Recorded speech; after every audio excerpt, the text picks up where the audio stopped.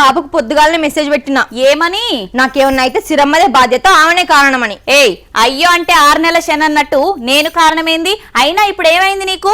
ఎండలు బగ్గ కొడుతూనే 4 రోజులు సెలవులు ఏమంటే ఇచ్చినావా? ఇదేమైనా బాడ అనుకుంటున్నావా? మన రిపోర్టర్ అన్నల్ని చూస్తున్నావా?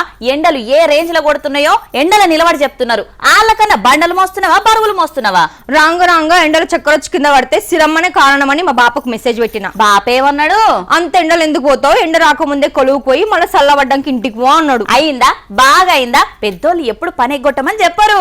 కానీ ఈ ఎండలేందిరా నీ లొల్లి సరే గాని ఇంతటి ఎండలా గిలకు అద్భుతం జరిగిందట, చూపిస్తాపా. వారెవ్వా, ఇది పంపు కాదు, పాతాల గంగ. మామూలు అదృష్టవంతుడు కాదు కదా గీ రైతు.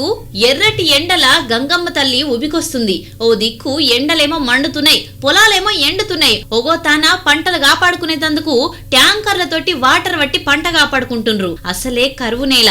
అనంతపురం జిల్లా మీదంగా ఎండాకాలం దోశలతోటి ఎత్తుకుందామన్నా ఈ టైంలో నీళ్లే దొరకాయి. ఇట్లాంటిది ఈ టైంలో గీ బోరేస్తే 400 అడుగులకే పాతాల గంగమ్మ పరుగులు తీసింది. ఉవ్వెత్తున ఎగిసిపడ్డది. ఏదో బోర్ పడితే చాలు, నేల దడిస్తే చాలు, దూప తీరితే చాలు అని అనుకుంటే ఆకాశమే తెగురుతున్నది. కనుసూపు మేర కళ్ళకు గాన్న రాకుండా వారుతున్నాయని ఓ మస్తు మురిసిపోతున్నాడు రైతు. ఊరంతా ఆనందంలో తడిసి ముద్దైతున్నారు. వీడియోలు తీసి మురిసి